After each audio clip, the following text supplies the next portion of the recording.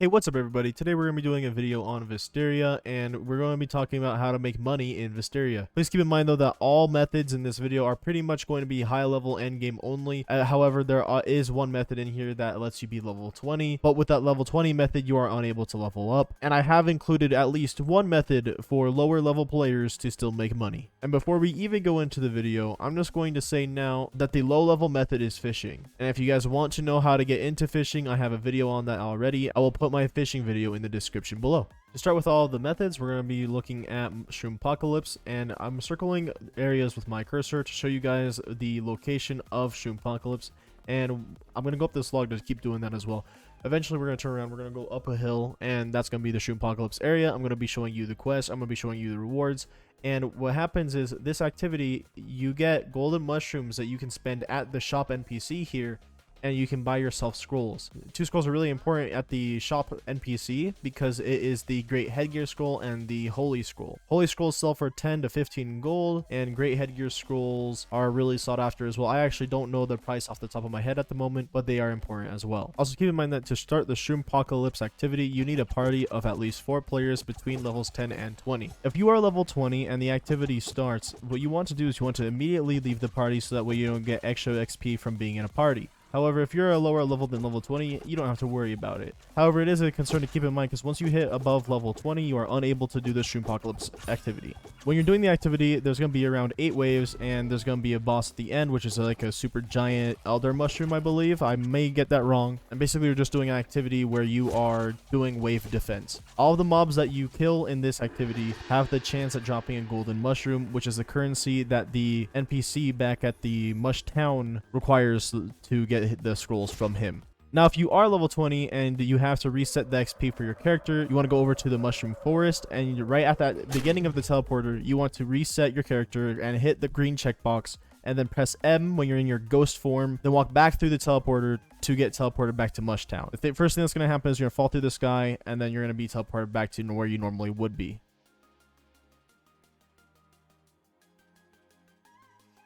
The next method on this list is to go to Forsaken Isle. Now, what I'm going to show you here is how to get to Forsaken Isle. You have to be in Port Fidelio, and you got to go from near the spawn on the kind of like the dock side.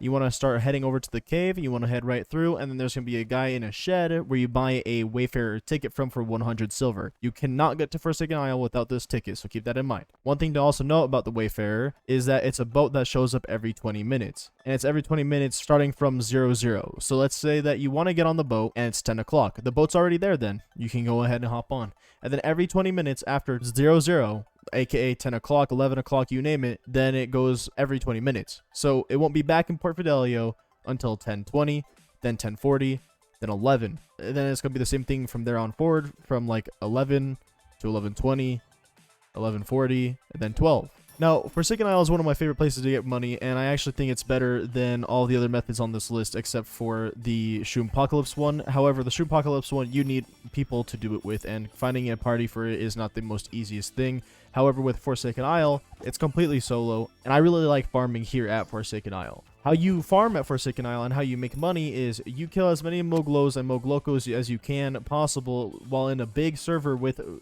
2 or 3 totems in there. Because what you want to do to make money is you want to have a high level, you want to have your gear and stats the way you want them, and what you do is you literally just get as much of the mob drops as you can. Once the boss spawns in, you kill the boss, get your drops as well. You sell the miscellaneous items and other items that you do not need. Then you can trade your boss items from Mokotua to other players and sell it to them. Things like that. This is a good place. It's a really solid place to make a good sum of money. For the next method, we're going to be going to a place that's hot and full of nothing but sand. We are going to the Whispering Dunes to do some bandit camps. From my knowledge, there is only 5 bandit camps inside the Whispering Dunes, and the only way to get to the Whispering Dunes is through the Gauntlet, and you can find the Gauntlet in the Scallop Shores. But just remember that the enemies there are going to be level 40 plus, so I recommend bringing some high level friends, know what you're doing, or just you can try it if you really want, but it's not It's not super easy. It's an activity that you're going to need to get done to even unlock the Whispering Dunes. Which is why I said at the intro of this video that the methods in this video are more for higher levels. But don't worry, the next method after the Bandit Camps is finally the stuff that you've been waiting for, is the fishing. And we'll get to that right after this method. So as I said, there's about 5 Bandit Camps inside Whispering Dunes, if I am getting that correct. And for each of these bandit camps you can do, and they will drop a chest out of the sky once you kill all the bandits in the camp, and that chest will be holding 100 silver within it. The reason why this method isn't higher on my list is because with the influx of newer players to the game and more people going to the Whispering Dunes, it's become a lot harder to find smaller servers in the Whispering Dunes and not get your bandit camp grind interrupted by another player. What I mean by that is you want to be able to do this one solo, and you want to be able to do bandit camps solo. Because if another player kills a bandit, or if they hit your chest, they might get also a little bit of silver for doing minimal effort as well. So basically, go to a small server in the Whispering Dunes, find the bandit camps, get the bandit camps done, wait for the chest to come out, hit the chest a couple times, make it open up, get your own 100 silver, and then get out and go to the next bandit camp. And you keep rotating between the bandit camps if you can. But normally you can just rotate between 3 bandit camps, which is what I used to do. And then that's how you get your money from the bandit camps. Next up, we're going to be going to fishing. For fishing, you want to have the pirate hat, the greedy boots, and you want to have an advanced fishing rod. I made a video on how to get all this stuff earlier. It's going to be in the description below. It's my fishing guide, and I'm also going to be leaving my other video that I've made on Vesteria that will help you get the pirate hat and greedy boots if you don't already have that. So go watch those if you want to be able to fish efficiently and get the money from fishing. So you want to head over to Seaside Path. Another place that you can go is Shiprock Bottom, but I recommend Seaside Path. And then what you want to do is you just want to start fishing in Seaside Path, because you're going to be able to get vibrant fish and bloodfish from this area. And like I said earlier, Shiprock Bottom is similar, but the only reason why I would rather fish in Seaside Path is because you have a smaller pool of fish to fish from, which means that you have bigger stacks, more inventory space of a set amount of fish, and you also have a smaller pool of fish to fish from, making it easier to get the higher rarity fish, in my opinion. Now I'm going to show you guys the rewards, and what I mean by rewards, this is me selling the fish at a NPC shop, and I'm just showing you the rewards, aka the silver or money in general that I'm getting from selling them. And as you can see, it's quite a lot. I like it a lot. I don't know, I like fishing. And now for the next method, it's my honorable mention, so it's not really like it's a really consistent method, but it is a nice method nonetheless. It is going to the pit, and right now you're watching me go to the pit on my night. This is me showing you guys how to get to the pit from Nilgarth Bank. So if you guys want to know how to get there, please follow where my character is going.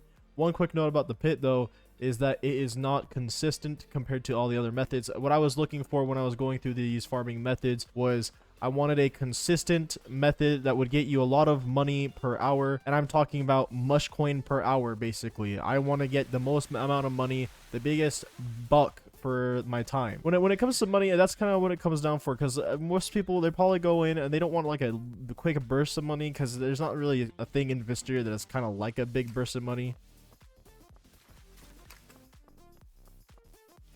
You could go either way here. At that gate, you can go to the right, or you can go down the middle. I wouldn't go to the left to try and turn on the to switch the lever to the other door, because there's not really a point.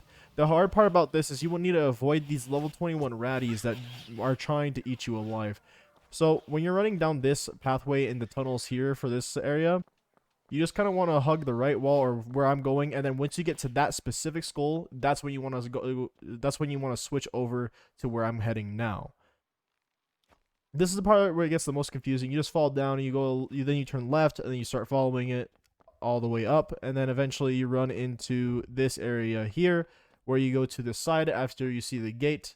And now what I do here is I press tab to shift lock, and then I move my character to face the other way, and then I go right up there, and then the next thing you know, we're at the pit. That's how you get to the pit. Now, the thing about the pit, as I was saying earlier, it's not very consistent. The pit is based on loot drops, basically. But the loot drops are the endgame items that people need. People need incisors, they need skinned ratty hats, they need slime infused hats, they need hobo armor, they need fallen blade, they need a forgotten helmet, forgotten staff, you name it. Everyone just needs something for their end game builds, usually from the pit. So that's why it's good, because if you farm here long enough and you get lucky enough to get multiple drops in a small amount of time, you can actually make quite a bit of money by selling those items to other players. But the problem is that I don't really like this method personally too much, even though it is still kind of a valid method and not as valid as the other ones. But I just don't like it as much just because of one simple thing, and that's the fact that it's just so based on luck. You have to get the drops in the first place, and then you have to find someone who is willing to buy it. So that's my only opinion on it, but it is still good enough to deserve an honorable mention, to be fair. It does deserve an honorable mention. However, if I were grinding money, I would definitely just go do one of the other methods I have stated earlier. I would definitely personally go and try to do Shroompocalypse or Forsaken Isle for myself. And that's gonna be it for the video, guys. I hope you guys did enjoy as much as I enjoyed making it. I had to put in a lot of time and effort into researching and compiling all of these different money making methods.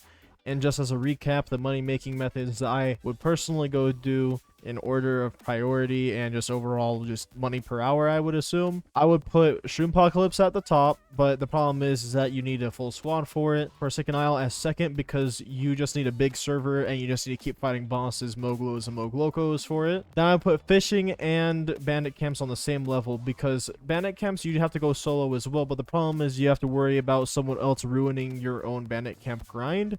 And then Fishing is pretty significant, and it's also really good for lower levels as well to make a nice sum of money, but it's not going to outdo Forsaken Isle, and it's definitely not going to outdo Shroompocalypse. And again, an honorable mention to the Pit for being a decent farming place. It's probably always going to be like that though in Vesteria, where the latest update is basically holding all the end game gear items, like the top tier items. I feel like will always be a good place to go, but it's only going to be an honorable mention. We'll see in the future, because when Forsaken Isle came out, it was pretty significant. If you guys would like other tutorials, or if you guys want me to emphasize a point that I made in this video in another video but better, let me know in the comments below, because I want to do more things for you guys that you guys want to specifically see. Again, thank you guys for taking the time to watch this. Let me know if it was helpful, please. I really want to know. It took a lot of time. I'm just curious. Oh, also, my guild's Discord is going to be in the description below, so if you want to chat with me or my other guild mates, you can go join there, but that's just a shameless plug right here. Also, you don't have to be in the guild in game, and plus we probably don't have enough space to get people in our guild in game, but there's a chance that you can get in later. So if you guys want that, I left it in the description below. And yeah, that's gonna be it.